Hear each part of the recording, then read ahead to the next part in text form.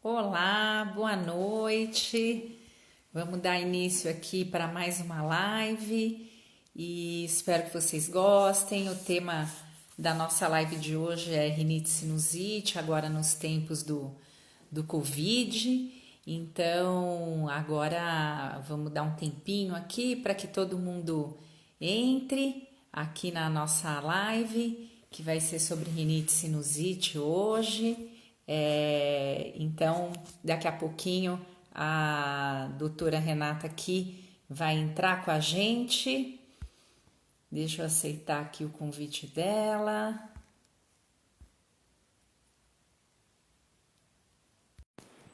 Vamos ver se ela entra aqui com a gente. Reentrou. Aí! E aí?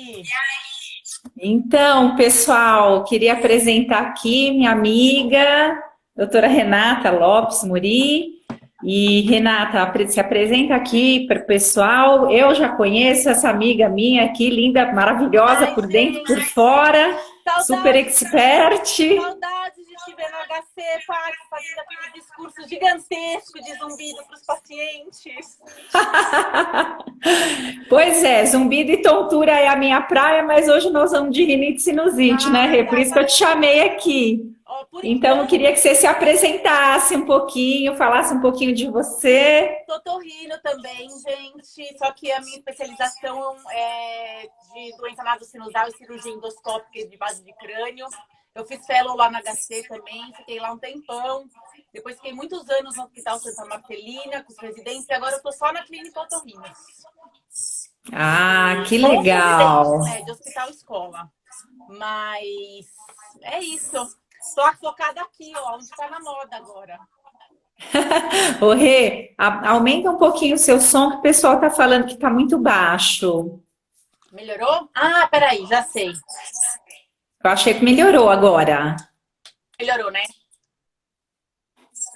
Ótimo. Rê, então vamos lá para o nosso bate-papo aqui. Como a Rê falou, a especialidade dela é essa parte toda nasosinusal. E aí eu acho que hoje o grande desafio é o paciente saber se ele está gripado, se ele está com rinite, se ele está com sinusite. É a pergunta que não quer calar, né? Todo mundo tem dúvida em relação tenho sinusite, tenho rinite, agora, no tempo do Covid, estou gripado, estou com uma crise de rinite. E aí eu queria que você contasse um pouquinho para a gente como é que a gente faz para diferenciar o paciente que tem rinite e o paciente que tem Covid, por exemplo, que tem uma síndrome gripal, porque, na verdade, vai dar obstrução nasal, né? Nem sempre o Covid tem febre, né? Fala um pouquinho para a gente, Rê, da sua experiência aí. Tudo ia ser maravilhoso se os quadros fossem como descritos nos trabalhos e nos livros, mas nem sempre é assim, né? Então, o meu tá dando retorno ainda no áudio? Eu acho que o som tá ótimo, o pessoal tá falando que o som tá bom. Então, beleza. O que acontece? Então, vamos começar do mais fácil, que eu acho que é diferenciar, são das rinites. Então, quem tem rinite, quem nunca teve, dificilmente vai começar a ter de uma hora para outra trancado em casa, sem entrar em contato com nada, né? Quem tem, normalmente tem desde a infância, desde a adolescência. Então, não vai ser uma rinite surpresa. Quando é alérgico ou não alérgico, mas quando é uma rinite irritativa, que é uma causa não viral, provavelmente você vai ter muita coceira no nariz, coceira no olho, coriza, secreção, congestão, mas vai estar bem fisicamente. Não vai ter dor no corpo, não vai ter cansaço, não vai ter febre. Então, rinite tá fácil, eu acho, né? Eu acho que esse aspecto de você dizer que num quadro de rinite o paciente não tem cansaço, não vai ter uma tosse tão importante quanto numa síndrome gripal. Isso fala bem a favor. Agora, na dúvida, se o paciente tem uma síndrome gripal ou uma rinite, nada impede de usar um antialérgico e ver como ele responde, né? Muitas vezes pode dar alguma dúvida aí, usar o antialérgico poderia ser uma saída, não? Antialérgico não hormonal, liberadíssimo. Sem nenhuma contraindicação, nem para gripe resfriada, nem para Covid. Tá tudo certo. Isso, e quando a gente fala nesses antialérgicos não hormonais, seriam os que tem aí no mercado, que todo mundo já ouviu falar, né? Desalex, Alegra. Estou falando aqui o nome comercial para as pessoas poderem entender. Mas é o Mas que todo esses mundo anti-histamínicos que tem aí no mercado que todo mundo conhece, né? Todo mundo conhece. O que eu não recomendo nunca, assim, na dúvida, é usar esses remédios que tem combinação de várias coisas que nem a gente sabe decor, que a gente tem que dar uma bugada. Perfeito. Né? Então, esses remédios que tem analgésico, descongestionante, anti-histamínico dos mais antigos, esses antialérgicos dos mais antigos que existem, que nem fazem efeito. A gente não sabe o que tem lá ou não. Às vezes tem ibuprofeno, que agora parece que está contraindicado para Covid. É melhor evitar. Então, esses remédios misturados ali, que normalmente é o farmacêutico que prescreve, não faz efeito nenhum. Então o famoso resfenol, coristina D e afins, não faz né? Que tem tudo na fórmula, melhor evitar, nada, né? Não tem nada dose, provavelmente, que a gente daria, tem uma dose mínima de cada um, mistura tudo e não faz nada o efeito do que deveria fazer, mascara e você não sabe o que você está tomando. Mas perfeito. Eu acho que os quadros alérgicos são fáceis. Para quem sempre foi alérgico, a pessoa normalmente se conhece. O duro, eu acho que é a pessoa que tem rinite ficar resfriada ou gripada. Essa aí é o mais difícil, porque quando é só um resfriado é um quadro também parecido com o da rinite, onde você tem um pouco mais de mal-estar geral, mas não tem um mal-estar tão grande quanto na gripe. Porque são diferentes, né? Então, a rinite viral, os resfriados é adenovírus, rinovírus, coronavírus também. Não o Covid-19, mas outros coronavírus. E a gripe é por influenza, né? Mais famoso é o H1N1. Então, perfeito. Por influenza dá uma dor no corpo muito maior, dá mais tosse, dá mais prostração, dura mais dias, pode dar febre. E resfriados... Os pacientes reclamam bastante de calafrio também, né? Tá. Com H1N1 também. Cansaço mesmo também. Então, também tem esses dois aspectos. Eu acho que resfriado e gripe também é fácil. O que eu acho difícil, até pra gente, e aí a maioria das vezes o paciente só falando, talvez a gente continue na dúvida e a gente tenha que examinar. É o paciente que tem rinite, nessa época do ano desandou por causa do tempo que tá ruim, tá seco, e ele fica resfriado, não gripado. Que aí parece que deu uma exacerbação da rinite. E às vezes a gente fica na dúvida, será que esse cara tá resfriado? Será que ele só exacerbou a rinite? Será que foram as duas coisas juntas? E muitas vezes a gente precisa ir para o consultório e examinar. Ver como tá a mucosa. Com certeza. Ver como tá a secreção. Porque às vezes só falando, nem a gente sabe. E aí só consulta por telemedicina não dá, né? Então, tem que ver o paciente, não tem como. Às vezes não dá para fugir. Mas gripe é uma coisa mais marcante. E aí, coronavírus, gente, Covid-19 pode tudo, né? Então, a gente não pode esquecer que 30% é assintomático e 70% vai ter sintoma leve, ou seja, vai ter sintoma de resfriado.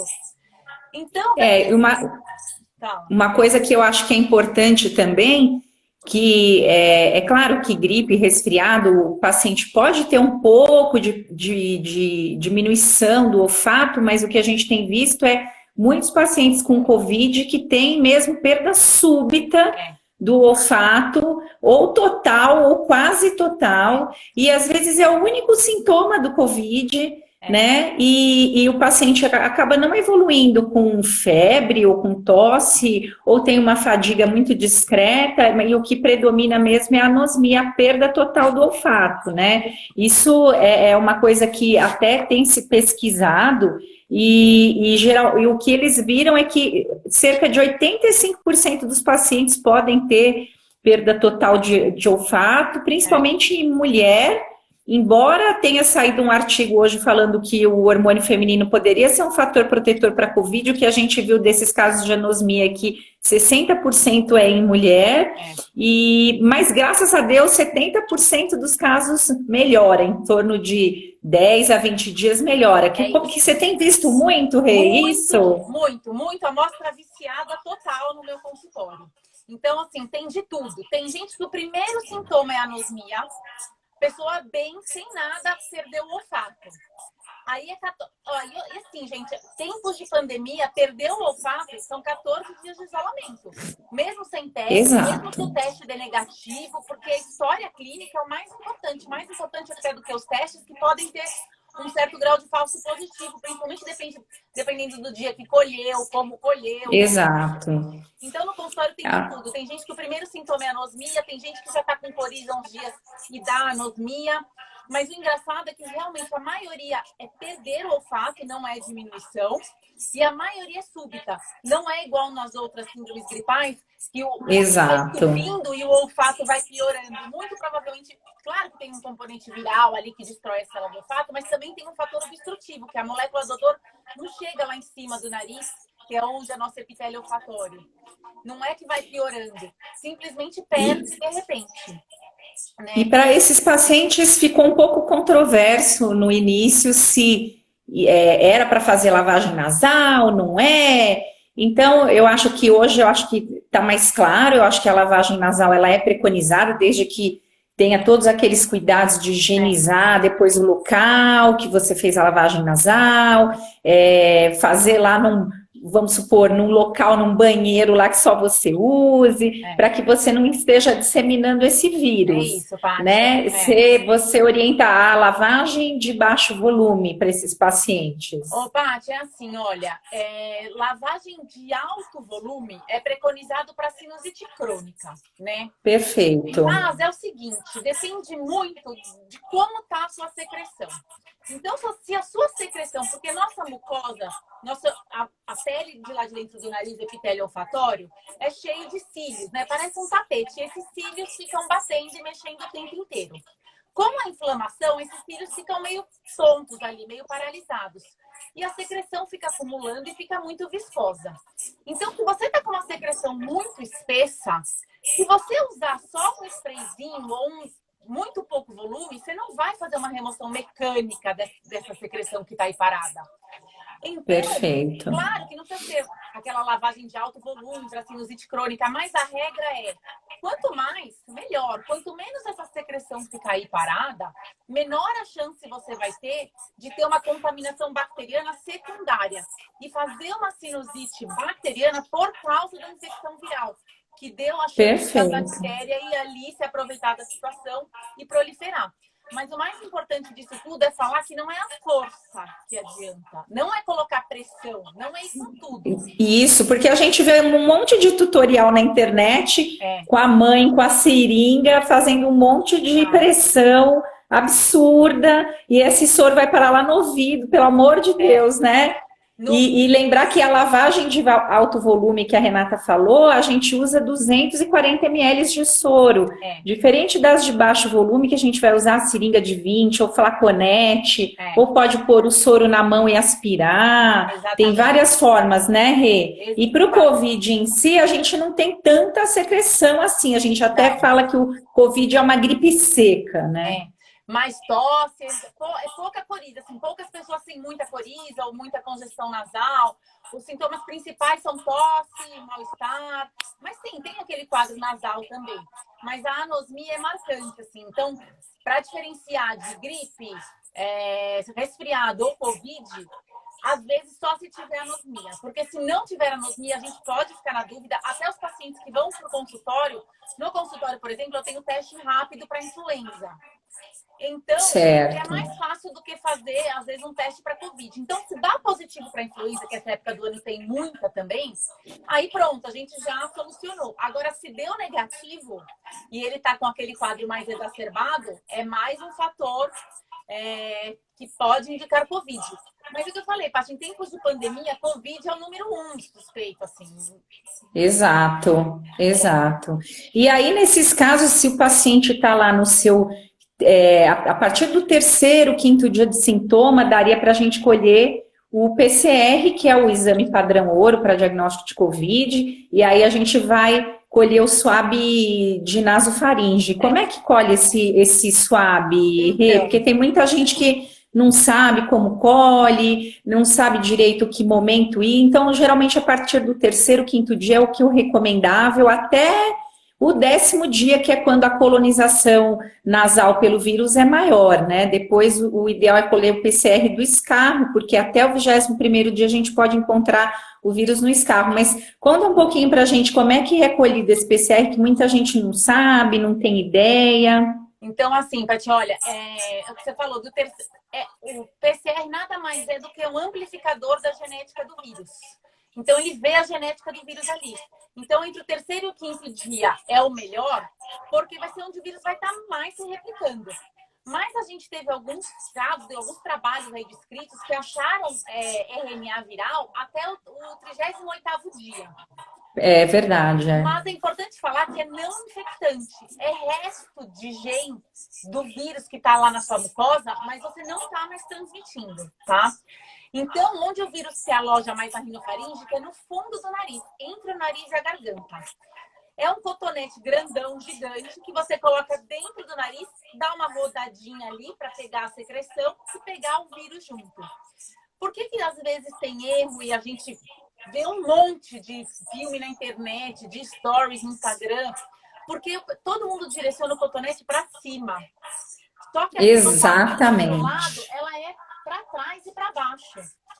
Então, se você não sentiu o cotonete quase que na garganta, provavelmente não foi para o lugar certo. Sentiu o cotonete aqui em cima, provavelmente a ponta do cotonete foi para o lugar errado. Perfeito. Mas é um exame, é chato de colher, não é que dói, mas é chato, porque tem um cotonete te cutucando ali no fundo do nariz, mas é muito rápido. É muito rápido. Ai, que bom, né? E você tem visto muito casos em criança de Covid ou não? Zero. Porque geralmente é isso que a gente quer chamar atenção também, que criança, geralmente, se tiver sintoma muito discreto, eu até agora também não vi nenhum caso em criança, mas se tiver sintoma leve, e a maioria das crianças são assintomáticas, por isso essa importância do isolamento, de ficar em casa, importância da quarentena para as crianças não estarem levando, sabe, de leve trás do vírus de um lugar para o outro, né? Olha, mas saindo um pouquinho agora do... Desculpa, para falar que não, pode falar, Rê, pode falar. Teve de uma amiga minha médica que a família inteira, a gente acha que teve Covid, mas as crianças testaram e não vieram positivas, mas eles tiveram quadros típicos e a criança teve diarreia, que é um dos sintomas. Isso é uma outra coisa descrita, realmente. Mas assim, a gente acha que mas o PCR veio negativo, o teste rápido, que a acurácia parece que é um pouco menor do que a sorologia, né, por ELISA também veio negativo, então a gente ainda está na dúvida. Mas as crianças passam totalmente despercebidas pelo Covid, gente.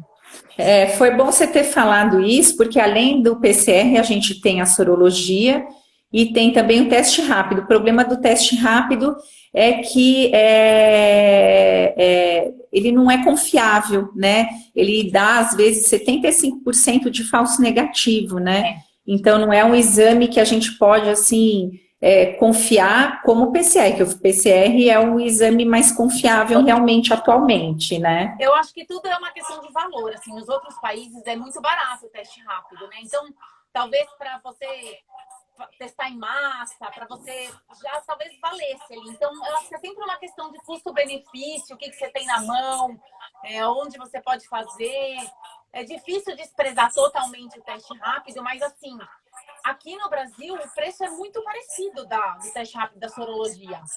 Então é difícil, né, indicar o teste rápido. Eu praticamente não tenho pedido teste rápido para ninguém. Se eu tenho algum caso que é suspeito, e se tá naquela janela ainda entre terceiro, quinto, a partir até entre terceiro e 10º dia, eu costumo pedir o PCR mesmo, né? Isso, eu também. Depois disso, espera 14 dias, 20 dias, pede sorologia e vamos ver depois o que acontece. Tem uma pessoa falando, tem casos sem congestão nasal e perda de olfato e paladar. Nesse caso, seria Covid, com certeza? Eu quase junto. Eu acho que na dúvida, eu acho que tem que cumprir aquelas medidas de isolamento domiciliar, até às vezes ter acesso a uma consulta médica. Eu acho que tem que tem que pegar firme realmente no isolamento, Com né? certeza. Mas saindo agora um pouquinho do tema do Covid, entrando aqui nas rinites, vamos contar aí para o pessoal que não existe só rinite alérgica, gente. Não, gente. Existe as rinites também não alérgicas, e aí é uma infinidade de tipos. A gente tem a rinite que dá no idoso, rinite hormonal, rinite no atleta, rinite que a gente não sabe a causa, idiopática, rinite induzida por droga, o que a gente vê bastante, né? Com o uso de vasoconstritor, vê muito, né? O que eu acho, assim, o mais fácil, os mais comuns, né? Claro que tem essas outras que são mais difíceis da gente pegar, mas por que é alérgica? É alérgica porque você faz um anticorpo para um alérgeno específico. O que é um alérgeno? Ácaro, fungo, pólen. Então, você consegue detectar, a maioria das vezes, quando você faz exames, que você tem anticorpo contra aquele alérgeno. Então, sempre que você entra em contato com algum desses alérgenos, nosso organismo tem uma resposta inflamatória muito mais exacerbada do que precisava e dá rinite. As outras rinites são respostas inflamatórias também exacerbadas, mas não alérgenos. Aí tem vários outros mecanismos. As irritativas, que eu acho que aqui em São Paulo, principalmente, são as mais famosas. Por exemplo, poluição, ar-condicionado. Então, você faz uma irritação, desencadeia uma resposta inflamatória do mesmo jeito, só que não tem um anticorpo específico contra alguma coisa. Na prática, o que vai mudar? O tratamento vai decorrer inicial para você sair da crise, para você se manter bem, de uma forma muito parecida. Então, na fase aguda de qualquer rinite, a gente libera histamina, né? E por isso que a gente toma os antialérgicos, que são antihistamínicos. E geralmente, falando aí do antialérgico, Rê, quanto tempo em média você utiliza o antihistamínico, os antialérgicos? Para quanto o paciente que foi lá, está numa crise aguda, aquele caso típico de rinite, que está lá com seu lacrimejamento, nariz tampado, escorrendo, coceira no nariz, na garganta.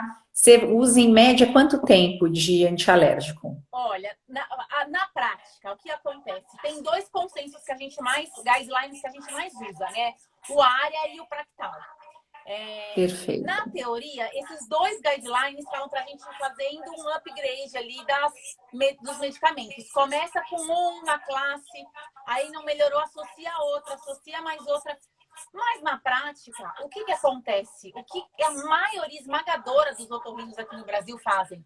A gente faz o contrário, a gente começa com tudo que a gente pode e aí vai reduzindo a medicação. Por quê? Porque o paciente quer sair logo da crise e a gente se coloca no lugar deles, né? Então, de uma maneira geral, os corticoides, os sprays tópicos, os corticoides tópicos e os antihistamínicos são os antialérgicos são as medicações mais usadas. E são as que a gente entra logo de cara no consultório.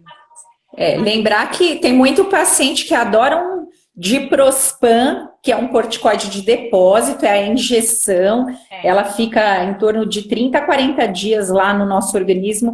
Gente, não tem nenhum guideline que fale a favor do uso desse tipo de medicação, que são corticoides que têm uma ação anti-inflamatória, e aí o paciente ama, porque dá uma injeção daquela, nossa, o outro dia já tá ótimo, mas eles têm efeito colateral, não é uma medicação que nenhum guideline orienta a fazer uso, né? Eu, pessoalmente, não sou muito fã de corticoide injetável, porque a gente perde o controle do quanto a gente pode dar. Então, a gente até pode entrar com corticoide sistêmico, mas eu, pessoalmente, prefiro via oral quando tem indicação, porque eu posso aumentar a dose, eu posso parar se eu quiser, se der algum efeito colateral. Quando você injetou, acabou. Você não vai mais conseguir aumentar, diminuir ou fazer parar. Então, eu, pessoalmente, não sou muito fã. Mas tem um monte de otorrino que gosta e funciona. Pode, gente, funcionar, funciona. Mas é isso. Mas tem que lembrar que tem os efeitos colaterais, né, da corticoterapia, né? Então, não é uma droga para usar em hipertenso, diabético, não é uma droga que você vai, embora não tenha obrigatoriedade de você apresentar receita para comprar, que é um perigo, né? é uma medicação que tem muito risco se o paciente tem comorbidade, se ele tem doenças associadas. Então, o hipertenso, o diabético, então precisa tomar cuidado. Mesmo spray nasal, se o paciente tiver um glaucoma, tá contraindicado, né? Tem uma outra e a pessoa vai lá e usa à vontade, usa 500 vezes por dia o spray nasal, uma loucura, né? Tem uma outra classe agora de spray nasal que eu acho que funciona bem, que é a associação de antistamínico com corticoide tópico, né? A gente já tinha, é Dimista o nome comercial.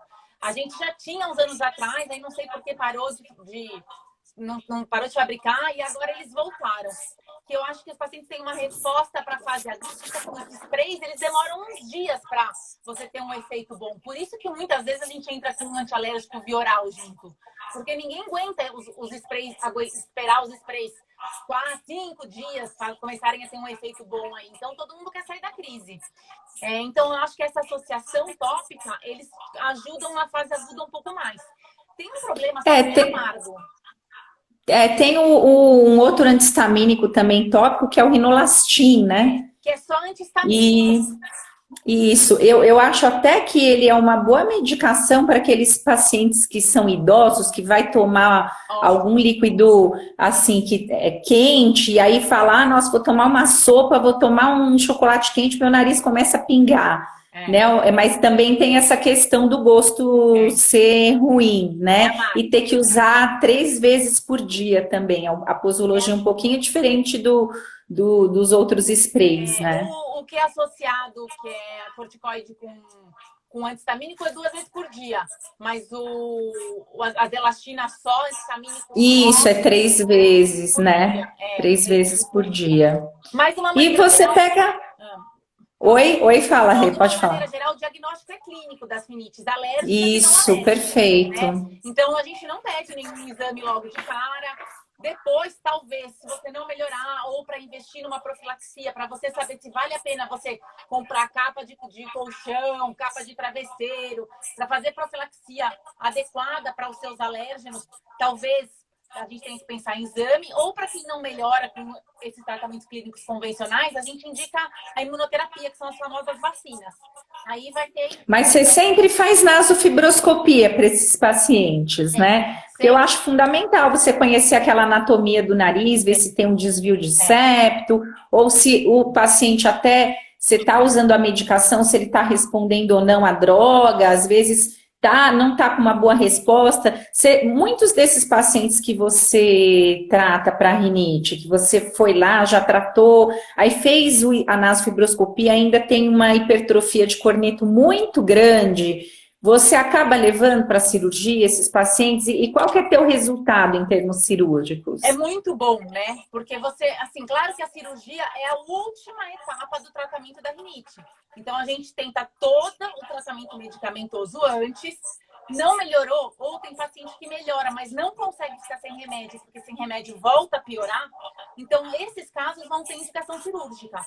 Por quê? Porque a mucosa, ela vai criando uma cicatriz, ela vai criando fibrose. Cada vez que a gente tem uma crise, ela incha, né? Ela distende. E cada vez que ela distende, tem deposição de colágeno ali. E aí, eu sempre brinco que é igual uma pessoa que começa a engordar. Vai ter uma hora, ela pode até emagrecer, mas vai sobrar coisa ali. Não tem jeito. E aí tem que ir para o centro cirúrgico para tirar esse excesso aí do corneto. Às vezes tem muito osso dentro também, claro, depende de cada um. Mas não tem jeito. Então, por mais remédio que a gente use, ele pode até melhorar o sintoma, melhorar o espirro, melhorar o prurido, mas a congestão e a obstrução não melhora mais.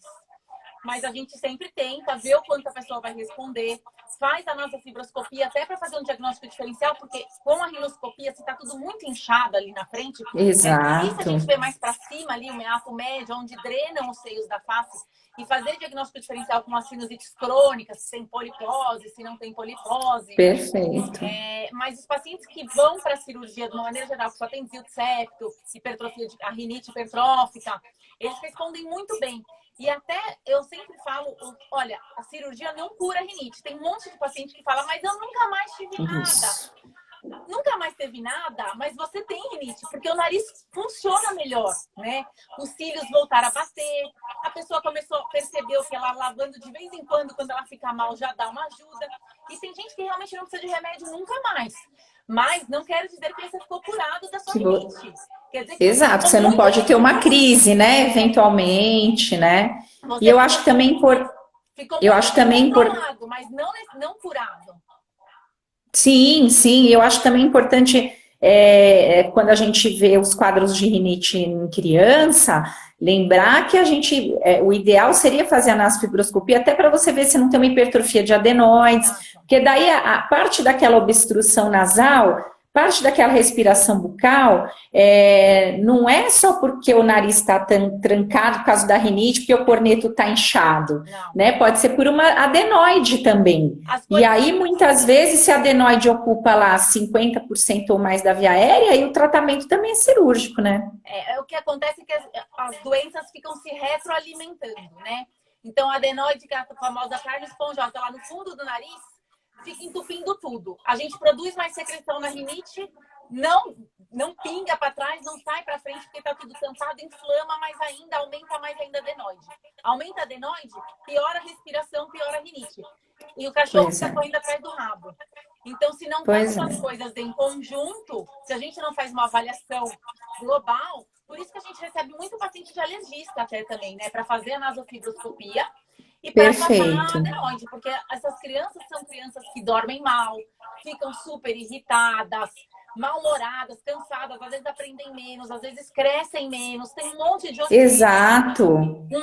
O que ninguém sabe é dessas repercussões todas, que dar uma sobrecarga cardiopulmonar, déficit de aprendizagem, assim, a alteração do crescimento craniofacial, o negócio vai longe, né? Então, às vezes, até já me perguntaram se tem uma idade mínima para operar. Eu já operei uma criança de 1 ano e 6 meses, uma adenoide imensa, né? Ou não existe uma idade ideal, existe a obstrução. E se a obstrução for grande e tiver tendo repercussão no sono, no comportamento, dentição, tem que fazer, porque senão depois vão ficar alterações permanentes, né? É custo-benefício, né? Então, como é que você vai deixar uma criança que tem sinusite todo mês, não dorme, só chora, não aprende nada?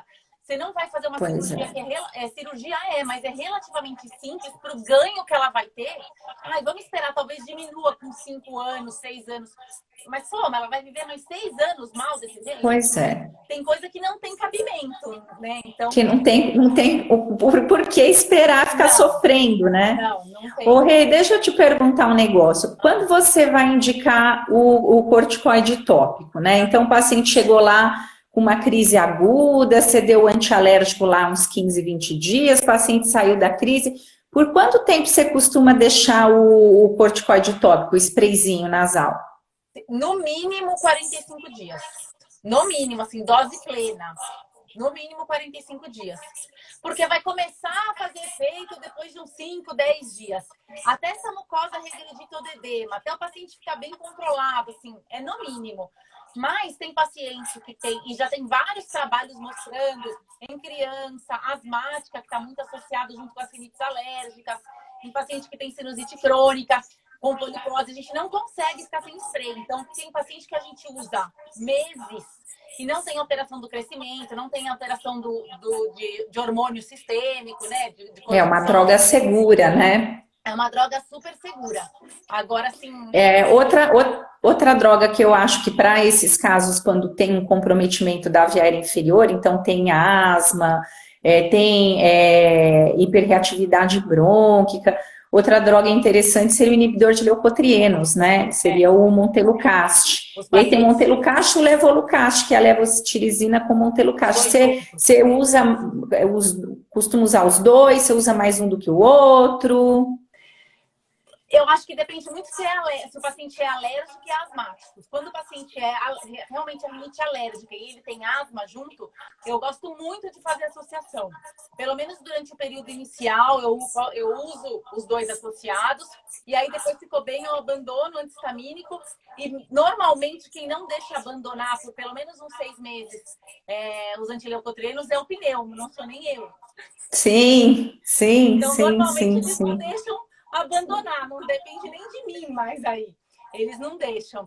E o paciente E o continua. que eu tenho visto também, que os pneumos gostam muito do inibidor de leucotrieno, né, do montelukast, porque para aqueles casos que o paciente tem asma desencadeada por exercício físico, ou mesmo a rinite desencadeada por hiperventilação, eles gostam bastante de usar essa droga, né? E os pacientes respondem bem.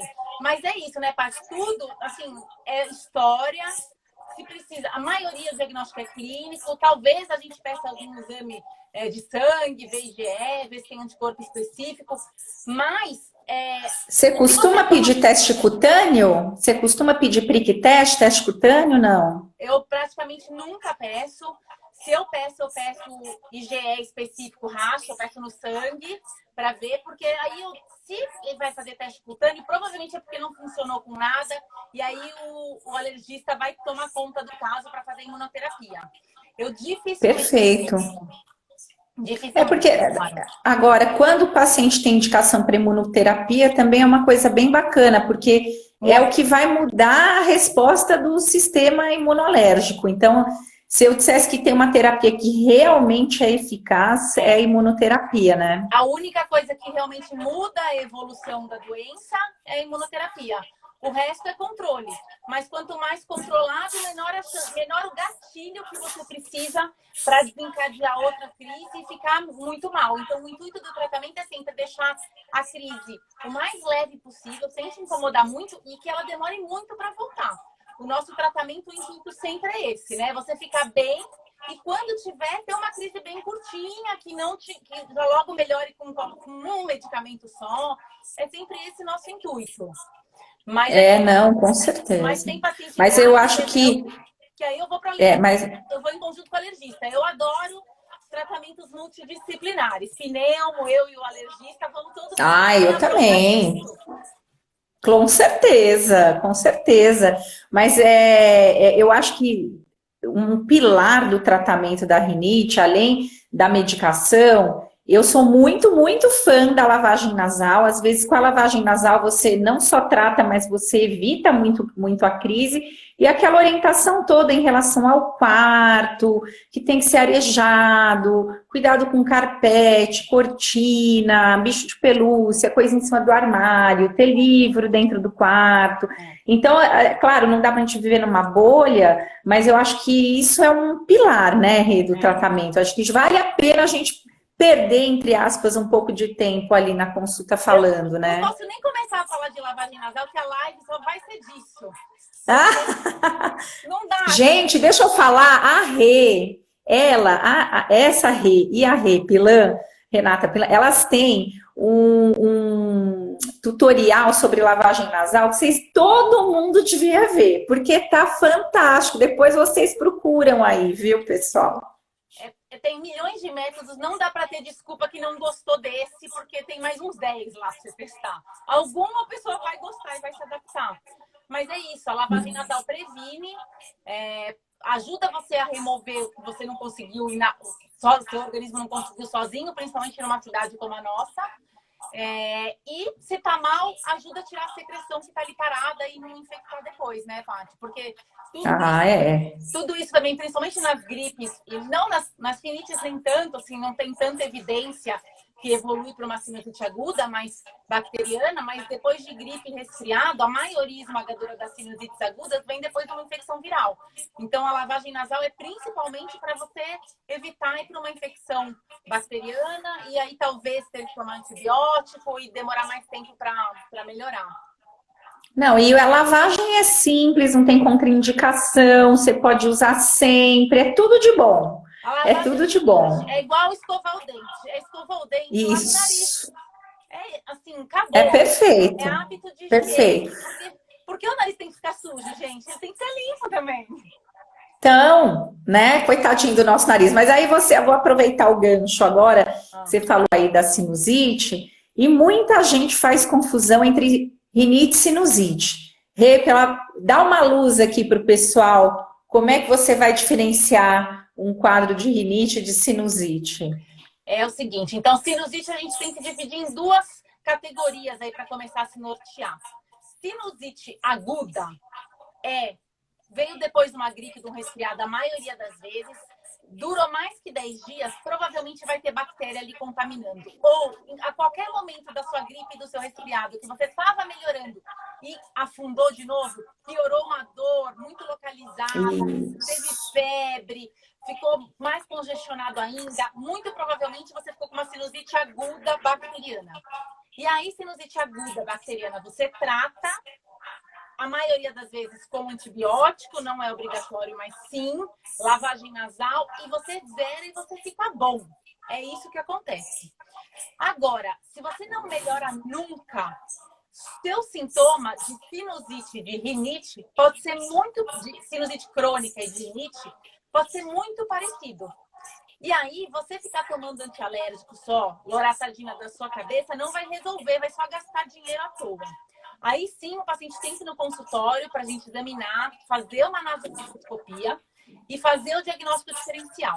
Porque sinusite crônica tem obstrução nasal, congestão, secreção. Pode ter associado... Isso, geralmente dura mais de 12 semanas, né?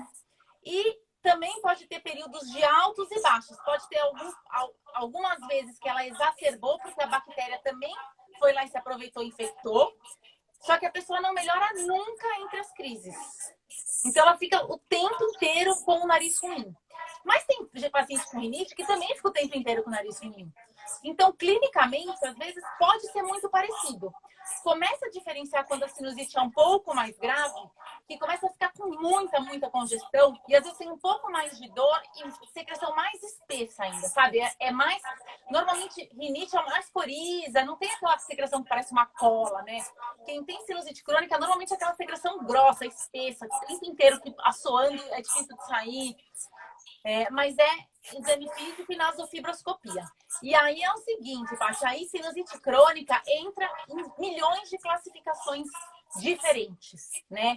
Que o que vai dizer qual é o seu tipo de sinusite crônica é exame físico e sua evolução, sua resposta aos medicamentos. E, às vezes, só o anátomo, quando vai para a cirurgia, só o anátomo patológico, o patologista vai lá, olha no microscópio, dosa o número de células. Às vezes, é só depois disso que a gente vai começar a fazer ideia em qual quadro você vai se encaixar melhor. Então, esses quadros de rinite crônica, a maioria você costuma indicar tratamento cirúrgico ou não? Sinusite. Rinocinusite crônica. Sinusite crônica. Acaba que muitos vão para a cirurgia, né?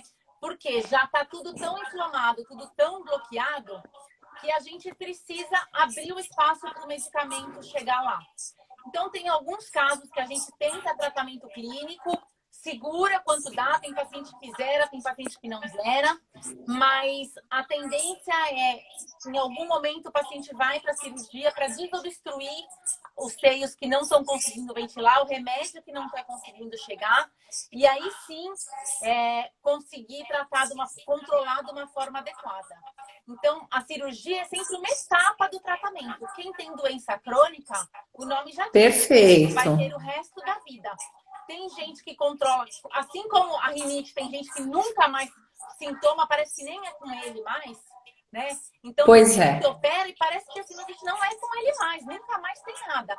Mas tem gente que, infelizmente, não é a maioria, mas tem uma sinusite de difícil controle. Principalmente os asmáticos e as pessoas que têm uma intolerância a anti-inflamatório e a aspirina. Então, se você é um paciente que não se dá bem com aspirina, é alérgico, anti-inflamatório com bebida alcoólica também, asmático, provavelmente você é uma pessoa que o seu prognóstico não é tão bom. Você vai ter que visitar o otorrino mais vezes, tomar mais medicamento do que os outros. Ou às vezes esses pacientes, como você falou, que já tem asma, tem intolerância anti-inflamatória à aspirina, muitas vezes eles têm a polipose, né? Que a polipose seria aquele estágio final de todo aquele processo inflamatório crônico. A mucosa faz igual uns pólipos, umas gelatininhas, né? A E mucosa... aí o tratamento é só cirúrgico mesmo, né? Então, a polipose, quem tem, responde muito bem a corticoide, tópico e oral. Mas corticoide oral, a gente não pode dar o tempo inteiro, né? E tópico, se o pólipo está muito grande, ele nem entra, coitado do spray. Sai tudo para fora. Então, enquanto você não tira, eu falei, você vai operar para abrir espaço para o remédio chegar. Para fazer, aí sim, uma lavagem nasal de alto volume, que é no mínimo 100, 120 ml de cada lado. Para a gente colocar remédio dentro dessa lavagem nasal, né? Corticoide, às vezes antibiótico, vai de caso a caso, mas para a gente fazer um delivery de medicação. Essa é a palavra. Essa é a palavra. E eu acho que também uma coisa aqui que a gente não comentou, mas eu acho importante, é a questão do tabaco, né? Não adianta nada, tanto para rinocinusite quanto para rinite, não adianta nada fazer o melhor tratamento que tem, usar o spray, a lavagem, o controle de ambiente, fazer tudo isso, o paciente fuma, né? Tabaco é simples, gente. O que eu falei que faz aquela inflamação que paralisa os cílios, é isso que o cigarro faz. Ele não deixa os cílios funcionarem. Então, a mucosa fica inflamada, a secreção fica grossa e até é um fator predisponente até para rinocinusite aguda também. É mais fácil o paciente que fuma ter uma infecção por bactéria do que o que não fuma. De tão que é para a mucosa como um todo. Não só para crônica, mas para aguda também é muito ruim. Também é muito ruim. Para a imunidade como um todo é muito ruim, né? Para a parte, para o trato respiratório como um todo, né? E a gente falou muito aqui de rinite aguda, rinite crônica, mas a gente também tem a rinite causada por fungo, né? A famosa rinite fúngica. Conta pra gente como é que é os sintomas, mais ou menos, dessa rinite fúngica, como é que a gente chega nesse diagnóstico, tratamento. Então, é assim, olha, os pacientes... Acaba que quando o paciente vai para o consultório e a gente diagnostica qualquer rinocinusite crônica, além da gente fazer uma nasofibroscopia, em algum momento a gente vai pedir uma tomografia, né? Para entender melhor a anatomia dos seios paranasais, para ver o que tem ali dentro, fazer diagnóstico diferencial com outros tipos de doenças nasais, até tumores, eventualmente. E tem alguns pacientes que a gente não sabe o porquê, não tem doença associada, não é paciente imunodeprimido, quando é uma rinocinusite fúngica bem localizada. Normalmente é só em um seio, só no maxilar ou maxilar e etimoide, que o fungo cresce ali dentro. Nesses casos, em específico, não adianta tratar com nada.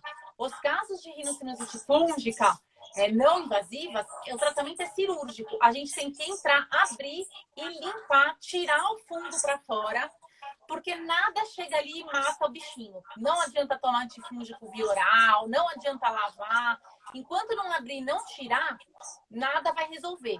Então, em algum momento que esse paciente foi para o consultório, a gente fez o exame da endoscopia nasal, a gente fez a primeira avaliação. Se a gente acha que é uma rinocinusite crônica, né, ou qualquer outra doença crônica nasal, em algum momento ele vai fazer uma tomografia, porque a gente não consegue ver no consultório, nem com a endoscopia, dentro do seio. E aí a tomografia vai mostrar pra gente se é fungo, às vezes tem... qual é o tipo de sinusite crônica, né? Então, a gente falou da sinusite crônica primária, assim, quando a mucosa do paciente que tem essa tendência a ficar doente e inflamar sozinha. Mas tem essas outras secundárias a fungo, secundária ao dente, né? Então, tem gente que vai fazer... Verdade. As rinossinusites de origem odontogênica, a pessoa vai fazer o implante dentário, né? Você vai tomografar, tá lá o corpo estranho lá invadindo lá o seio maxilar, né? Às vezes a raiz do dente já era dentro do maxilar. Outras vezes o assoalho aqui do maxilar, que é onde fica a raiz do dente, é muito fininho. E eu sempre falo que ninguém vai deixar de fazer um implante por causa da mínima chance de ter uma sinusite crônica odontogênica lá. Todo mundo vai fazer do mesmo jeito. Só que Tá. o que eu acho que acontece um mal entendido aí é porque às vezes o dentista não avisa e o paciente fica bravo com os dentistas.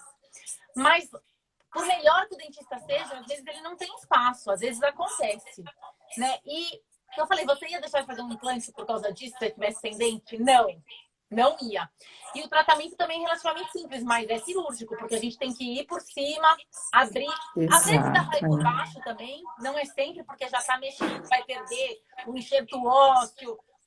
É caso a caso, mas a maioria das vezes acaba indo por cima, por dentro do nariz, para abrir ali, ventilar, tirar o material que tá lá. E esse é outro caso que não adianta remédio, antialérgico, Pois é.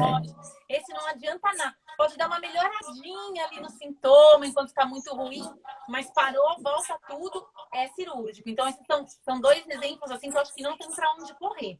Fungo ou odontogênica Isso. vai terminar em cirurgia.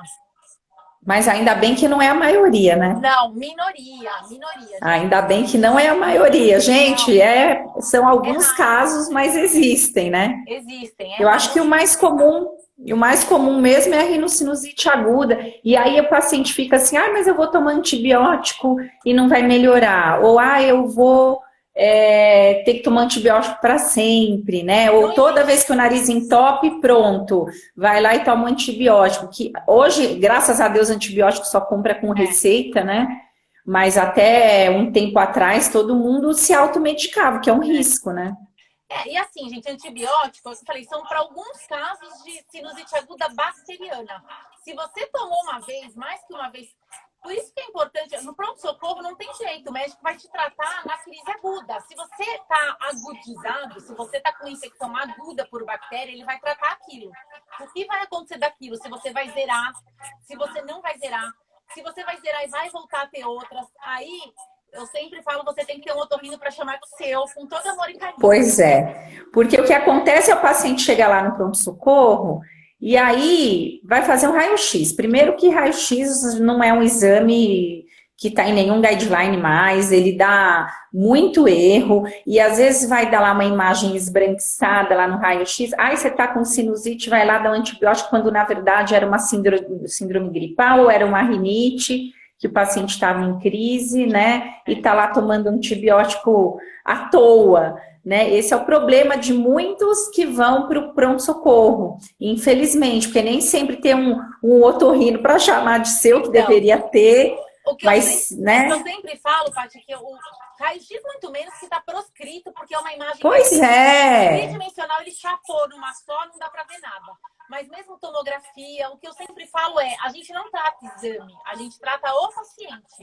Perfeito. Então, se você mesmo porque às vezes o paciente já já teve a sinusite, já tratou, tá bem, aí fez uma tomografia porque alguém pediu, mas olha aqui a tomo, eu tô ainda com sinusite. É que para ter melhora radiológica demora em torno de 3 meses. Então, mesmo o importante é os sinais e sintomas clínicos. O diagnóstico tanto de rinite quanto de sinusite, eles são essencialmente clínicos, né? Tirando os casos de complicação de sinusite, né, que pode complicar com alguma outra infecção orbitária, pode dar meningite, mil complicações podem dar, mas tirando os casos de complicação, nem tomografia a gente faz na fase aguda, né? Tirando raríssimas exceções, não é para fazer exame de imagem nenhum, é nasofibroscopia se for no otorrino, porque nem isso é necessário para o clínico te tratar no pronto-socorro. Exato. Ele vai levar em conta a clínica, o número de dias que você tá mal, e é isso. E de complicações, você vê mais em criança, mais em adulto? Quais são as complicações que você costuma ver? Qual é o tratamento dessas complicações? O que acontece na sinusite é porque tudo é muito pertinho, né? Do olho, do cérebro. E as bactérias podem se disseminar ou por contato direto ou por veia, mas elas podem passar para o olho, para o cérebro e dar essas outras complicações. E de criança, como a lâmina é mais fininha ainda, é mais suscetível, a lâmina que divide o olho do nariz, né, do seio paranasal, é mais fácil para criança ter complicação. Então, as complicações mais comuns são as que a gente chama de celulite orbitária.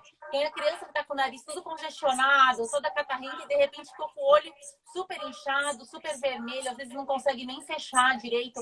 Então, esses casos, e às vezes nem é tão vermelho, viu, Paty? Às vezes é só uma coisinha na pálpebra, Sim. mas tá com esse quadro do nariz ruim e o olho apareceu alguma coisa, sim, é para levar no pronto-socorro. Isso sim não é para esperar. A maioria das vezes também o tratamento é conservador, não é cirúrgico, mas esses pacientes sim vão ter que ser tomografados para a gente ver o que está acontecendo, colher exame de sangue, ver se não tem um abscesso, porque pode perder o olho, pode dar uma Exato. pode ter alguma complicação intracraniana. Então, esses casos sim. Aí eu acho que esses casos que complicam, se aí a pessoa começa a ter diminuição da visão, perda, né, da acuidade visual, começa a diminuir a visão, o olho diminui a mobilidade, aí são casos graves e aí eu acho que tem que levar mesmo para o centro cirúrgico, né? Ah, sim, aí porque como fica muito apertadinho ali, começa a esmagar o olho. Então a gente fica comprimido e corre o risco de necrosar o nervo, né? Então a gente leva às vezes para o centro cirúrgico para descomprimir, se tem abscesso, drenar, para ele ter mais espaço ali, não ficar, não, como minha avó diria, para não gangrenar. Tá. E ainda falando nessa coisa das complicações da rinocinusite, além dessas complicações orbitárias, né, que atingem aí o olho, você vê muita complicação intracraniana, muito abscesso intracraniano. Ai, graças a Deus. É muito raro, muito, muito raro, porque hoje em Ainda dia nós bem. temos bons antibióticos e é feito o tratamento precoce, né? Então é mais comum sim em paciente imunodeprimido, mas mesmo assim ainda é muito raro, muito, muito raro. É muito difícil mesmo.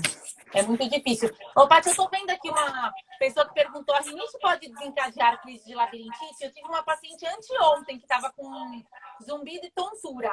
Por quê? Pois é. Então, o que acontece? Então, o que acontece? A pessoa fica toda congestionada e a gente tem um canalzinho aqui que chama tuba auditiva, que liga o nariz com o ouvido, né? E aí, se a pessoa está toda encatarrada, está toda congestionada, essa tuba auditiva, ela não abre, ela não ventila nosso ouvido. E aí acaba ficando ou secreção, ou pressão lá dentro do ouvido. E isso sim pode dar, sim, tontura, mal-estar. O paciente pode, por causa dessa tontura, ter náusea, vômito. Mas aí, muitas vezes, se a gente faz o tratamento, melhora a obstrução nasal, diminui aquela sensação de peso. Tem paciente que fala: nossa, eu tenho um peso na minha cabeça, um peso na face. Se a gente melhora, lava bastante o nariz com o soro, como a Renata falou, lá tem os cílios, ajudam os cílios a remover a secreção, libera aqui para essa tuba auditiva, para esse canalzinho ventilar lá o ouvido, esses sintomas costumam melhorar. Então, não é que dá uma labirintite, porque labirintite, na verdade, é uma infecção do labirinto que, graças a Deus, é rara. A gente vê, às vezes, em paciente que tem infecção de ouvido, então otite média aguda, né? Até hoje eu tive uma criança que teve uma otite média aguda, ela não ficava em pé, né? Então, pode dar uma labirintite infecciosa, mas, graças a Deus, é raro. Mas essa questão de ficar com peso na cabeça ou rodar é mais por conta disso mesmo. Não sei se você tem paciente assim, Rê. Tive uma essa semana, por isso que eu te falei. Porque eu vi uma pergunta aqui, só que assim, gente, normalmente é paciente que está muito congestionado e que fica fungando o tempo inteiro, ou apertando o nariz e assoprando para dentro. Pois é. Então, não fica nesse funga-funga, pelo amor de Deus, nem apertando o nariz e assoprando, gente. Lava o nariz, tá fungando, vai lá, lava o nariz. Falando em lavar o nariz, você acha legal o uso de probiótico? Tem muita gente que agora tem essa onda, né? Ai, tá com a rinite, tá com a sinusite, vamos entrar com probiótico ou com um imunomodulador, por exemplo, um broncovaxon da vida. Você costuma usar? Você acha legal? Você acha lenda? Como é que é? Via oral? Isso. Via oral? Via oral. É assim, a gente não tem trabalho científico sólido, consistente, falando que melhora, né? E nem tópico, porque para sinusite crônica, depois de operar, existe já nos Estados Unidos e no Canadá um probiótico tópico que você coloca ali dentro para lavar o nariz com probiótico. Então, não existem Olha. mega consistentes falando para você nem tomar via oral, nem para você lavar o nariz. Mal não faz. Mas se eu dou com frequência, não dou. Quando eu dou antibiótico, eu acho que é interessante dar, porque a gente vai atrapalhar toda a flora, de uma maneira geral. Mas para coisas crônicas, não tem nenhuma consistência científica ali recomendando você usar, né, Pati? Não tem nada. Agora, você sabe que eu já vi, assim, eu tinha uma paciente que a reclamação dela, ela tinha uma rinite crônica, e a reclamação dela era aquela secreção que escorre por trás pela garganta, de dripping posterior nasal.